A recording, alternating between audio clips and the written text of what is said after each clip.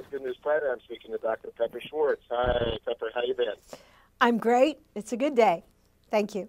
It's a new day and a good day, and it's a new day to talk about a new study on modern love. And Pepper is the host of the hit show Married at First Sight, and she's written 25 books, and she's a relationship expert. We've spoken with her many times over the years, and it's a AVVO relationship study. And what are we talking about here? Well, we're talking about people's attitudes for this year at this moment about dating, love, marriage, and divorce. I mean, all of the things that are in the life cycle of somebody's relationship, hopefully most of whom get to spend the rest of their life with someone. But also, if they don't, you know what that's like and what people feel justifies staying or going these days. Are relationships in America right now, which is marital relationships, are they increasing? Are they decreasing? What right now is the overall status, would you say? Well, I think most people really want to be in a relationship, but I think what's happening is there's more choices of how to be in a relationship.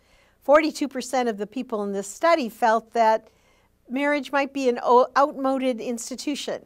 Now, 2/3, still want to be married, still think importantly, but I think people feel more choices, whether it's cohabitation or being single and dating sometimes. The stigma about how you have to be with someone is greatly reduced. And the good news is whatever kind of relationship that we're in, 2/3 of the people in this study felt very satisfied with their relationships. Granted, men more than women, but women, 2/3 of them were really happy with their relationship, and with men, almost 3/4. So that's not a bad average. Okay. Do you think that some men and or women are concerned about the documentation part of marriage? In essence, the divorce part and the pain that somebody might have to go through or stuff like that. Do you think that holds people back from getting married? I think young people are waiting a lot longer to get married, partially because they've seen the divorces of their parents or their grandparents, and it's sobering. I think I see a conservatism in young people today about wanting to wait longer, do a lot of the single things they want to do, run around, travel, get more education, whatever it is. They concentrate on themselves more, I think, first because then they feel better about whatever sacrifices marriage might require later, but also because they're building themselves as individuals and being able to take care of themselves as individuals because they've seen what happens when their parents didn't do that, particularly their mothers if they didn't have careers, etc. So I think the divorce rates of previous years do affect people. It doesn't mean they don't want marriage, but they are being more cautious about it because they really would like to stay together forever. 85% of the people in this study said they wanted it to last. And they didn't have fantasies. They didn't think, oh my gosh, it has to be romantic forever. 75% of them said they know the romance will diminish, and they still think there would be reasons to stay. 25%, however, really felt that the romance mattered greatly and that would be a reason to go. But they still have a lot of the traditional values. The vast majority of them would not countenance infidelity. Of course, some of them said that they would try and get over it, but for the most part, some of the rules are still there. They want it to be a profound, lasting relationship that they can count on and that's faithful. Did you do any study of prenuptial agreements, whether they are on the rise or what people think in that regard? I think in this study there's an indication that prenuptials are on the rise. There were only 2% of the people in this national study that had a prenuptial, but about almost 20%, that's 1 in 5, really wanted to look into them more.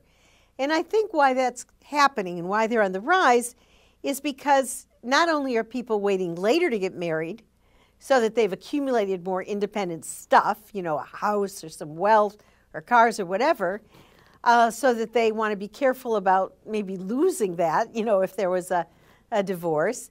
But also some of them are in second marriages. Few are in third, but a lot are in second, where they have kids and they want to make sure that their kids' interests are protected.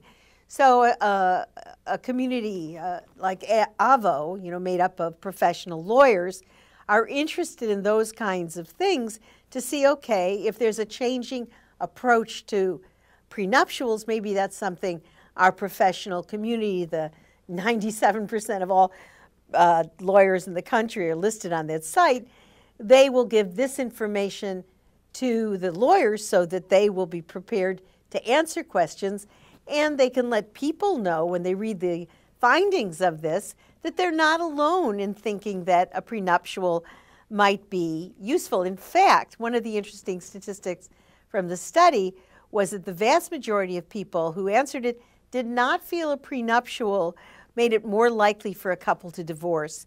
And I can assure you, 10 years ago, that statistic wouldn't have been there. And so what do you think, I don't know if you know, but I'm an interfaith minister. I marry people, all right? But I've also been divorced. What do you think? I know you're really an expert on this. What do you think about a prenuptial? I think that it could make people feel a lot more secure if they have a complex economic background, and that they could say, okay, that's out of the question. I know this person isn't marrying me for those things. That's not at risk. This is just about our relationship and our love for each other. On the other hand, I can understand that some people feel that's so unromantic that, that it questions the trust they should have for that other person, and they don't feel like they can do it. I'm a cautious person. I look at the statistics. I know that depending on your age group and your education group, that you have a substantial chance of divorce. And so I would say that having a prenup is a reasonable thing to do, just to make everybody feel like they understand what the financial agreement is, and that it's for many people, I would advise it. Where can someone find some of this information that we're speaking about? If you go to www.avvo.com, you'll see two things there. One will be the whole study, and you can get some really good information, much more than we have time to talk about. And the other thing is you'll see the services that pertain to marriage and divorce that you might want to find out more about. In fact, they have a lot of professional lawyers who give free answers to questions on the site. And also, they kind of have a list of services. And if you wanted just a 15-minute advisory call, you could pay $39, which, as anybody knows about lawyers' cost, is very reasonable, just to see if the kind of thing that you're interested in would require a lawyer, would be useful to talk to a lawyer, get a few pointers, and then see if you want to go on from there. You could find out much more about couple planning, about financial issues, prenuptials, maybe what the divorce issues are, maybe even the living together issues are that a lawyer would want you to know. So I think it's a good resource for the public. Two last quick questions, Pepper. Thanks always. What's good news for you? Good news for me is that my two kids are happily married. I'm in love and engaged, and I love my career, and I'm very happy to be this happy on my birthday week. That's my good news. Last question, because we're very involved with the International Dead Peace World Peace Day. And what we're talking about actually in this whole interview is living life more peacefully. What does peace mean to you? Peace means to me that people are understanding each other, are reaching out and have compassion and tolerance, and understand that everyone doesn't have to think the same way or live the same way as they do, that we understand each person's humanity and their right to a good life, and that everything that I'm happy about in my life should be extended and available to everyone else. If we can all work to make people's lives have, love in it, and food and shelter and freedom from fear, why wouldn't we want to extend that kernel of goodness to everyone? And if we can bring everybody up and we can give them some of the kinds of things we've been talking about, I just have to believe that some of the ruthlessness, anger, and violence that's in our society worldwide could be reduced to a much, much smaller proportion. Good news. Okay, very beautiful. Pepper, thanks so much. And Look forward to speaking with you again. You take care. You too. Thank you.